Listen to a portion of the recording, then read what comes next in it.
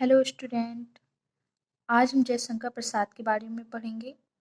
Jaishankar Prasad 10th 12th UP board में हमेशा पूछा जाता है जीवन परिचय इनका। तो आप जीवन परिचय देख लीजिए। जयशंकर प्रसाद का जन्म 1889 में काशी के प्रसिद्ध सुन्नी साहू के वैश्य परिवार में हुआ था। इनका जन्म कहाँ हुआ था? काशी के प्रसिद्ध सुन्नी साहू के वैश्य परिवार में हुआ था। इनके पिता का नाम था देवी प्रसाद। आगे देख लेते हैं। माता पिता एवं बड़े भाई के देहावसान के कारण अल्पायु में ही प्रसाद जी को समस्त उत्तरदायित्वों का वहन करना पड़ा। इनके जो माता पिता और जो इनके बड़े भाई थे शंभुनाथ, उनका क्या हो गया था? वो उन तीनों लोगों का निधन होने की वजह से इनके ऊपर, प्रसाद जी के ऊपर बहुत सारी जिम्मेदारियां आ गई। इसीलिए इन्होंने घर पे ही क्या किया था, स्वाध्याय से ही इन्होंने घर पे अंग्रेजी, हिंदी, बांग्ला, उर्दू, फारसी आदि भाषाओं का अध्ययन किया। इस महान साहित्यकार की मृत्यु कब हुई? 1937 में। ये डेट आप देख लीजिएगा। जन्म कब हुआ? 1889। ठीक है, जन्म हुआ था 1889। इनकी मृत्यु कब हुई थी? 1937। साहित्यिक गतिविधियां देख लेते हैं। प्रसाद जी के काव्य में प्रेम और सौंदर्य प्रमुख विषय रहा। इन्होंने 67 रचनाएं प्रस्तुत किया। ठीक है, नाटक देख लीजिए। नाटक है चंद्रगुप्त, सकंदगुप्त, ध्रुव स्वामी, राजश्री, अजातशत्रु, प्रयाश्चित। प्रयाश्चित आप लोग हाई स्कूल में पढ़े होंगे, तो प्रयाश्चित। ये आप अगर इस तरह से जीवन परिचय, साहित्यिक गतिविधियां, नाटक, उपन्यास, कहानी, काव्य और निबंध, अगर इस तरह से आप लिखते हैं हिंदी साहित्य में स्थान, तो आपको क्या होता है, इससे जो एग्जामिनर होते हैं वो आपको फुल मार्क्स देते हैं और आपको अच्छा नंबर मिलता है आपके जीवन परिचय पे।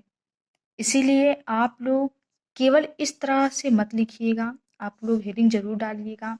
हेडिंग में आप लोग नाटक, उपन्यास, कहानी, काव्य, विधान की जरूर लिखिएगा, इससे आपको पूरा नंबर मिलेगा। तो फिर हम देख लेते हैं। नाटक देख लिए, उपन्यास देख लीजिए। उपन्यास कंकाल तितली इरावती है। फिर हम आते हैं कहानी संग्रह पे।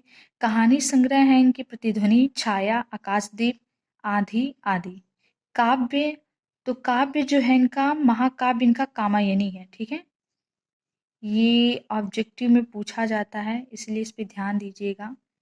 जरूर पूछा जाता है, हाई स्कूल में, इंटर में भी पूछ सकते हैं ऑब्जेक्टिव में कि कौन सी विधा है, तो आप महाकाव्य बताएंगे। ठीक है, विधा क्या है? महाकाव्य है ये। और ये जो है जयशंकर प्रसाद का सबसे बड़ा, कामायनी जो है सबसे बड़ा इनका महाकाव्य यही माना जाता है। इनकी अंतिम विधा मानी जाती है, जो कि किस पे आधारित है? श्रद्धा मनु आप लोग देखे होंगे, पढ़े होंगे। श्रद्धा मनु जो कि जयशंकर प्रसाद द्वारा लिखित है, तो उसी पर ये आधारित है। ठीक है, आगे हम आते हैं। फिर हम देखते हैं निबंध। तो निबंध है काव्य और कला। फिर हम हेडिंग डालेंगे काव्यगत विशेषताएं। तो काव्यगत विशेषताएं में हम पहले डालेंगे भाषागत, फिर शैली, फिर अलंकार। देखिए, इस तरह से आप लोग हेडिंग डालिएगा। ठीक है, इस तरह से। हाँ, फिर भाषागत में देखिए, प्रसाद जी की प्रारंभिक भाषा ब्रज है। प्रसाद जी की प्रारंभिक भाषा क्या थी? ब्रज थी। इनकी रचनाओं में खड़ी बोली, प्राकृत, संस्कृत निष्ठ आदि मिलता है। शैली देख लीजिए, मुक्तक, छायावादी प्रवृत्तियों एवं विशेषताओं का समावेश हुआ है। अलंकार देख लीजिए, अलंकार में अर्थालंकार, दो अलंकार होते हैं, शब्दालंकार, अर्थालंकार। तो अर्थालंकार में रूपक, उपमा, उत्प्रेक्षा अलंकारों का सुंदर उपयोग किया है, सुंदर उपयोग किया है। हिंदी साहित्य में स्थान देख लेते हैं। हिंदी साहित्य में स्थान प्रसाद जी ने गद्य और काव्य के क्षेत्र में, देखिए हिंदी साहित्य में स्थान जरूर लिखिएगा।